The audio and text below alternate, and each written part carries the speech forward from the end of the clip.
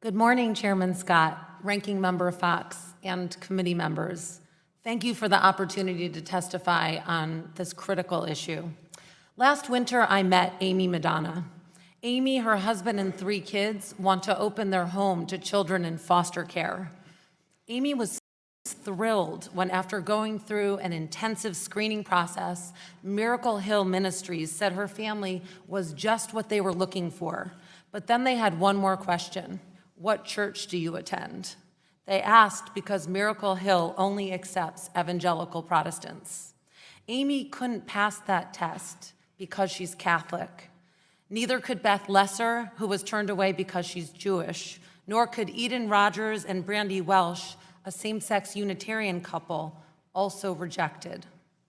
Despite accepting $600,000 in federal and state taxpayer money, Miracle Hill imposes a religious litmus test on potential parents and volunteers.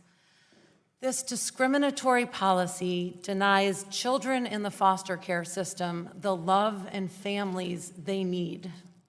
Miracle Hill says religious freedom allows them to engage in this blatant religious discrimination.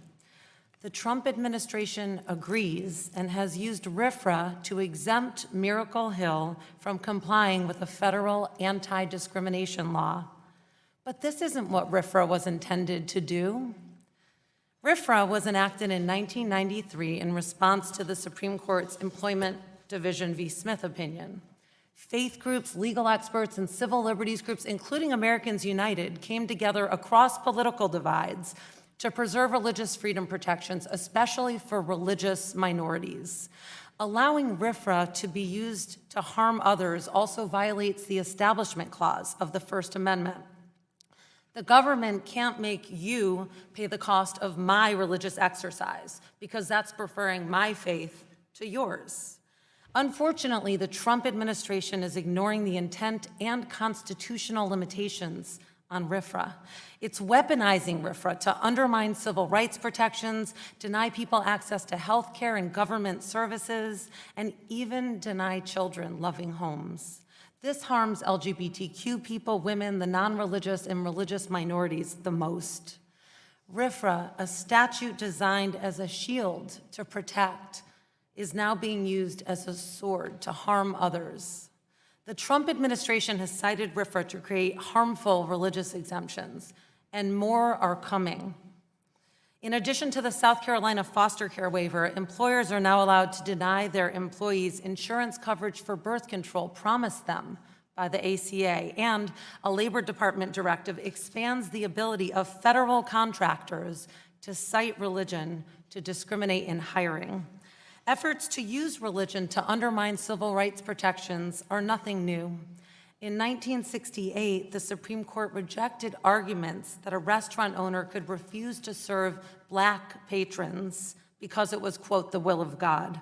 Federal appeals courts as recently as the 1990s rejected Christian schools' claims that religious freedom allowed them to give married men larger benefits and salaries than women.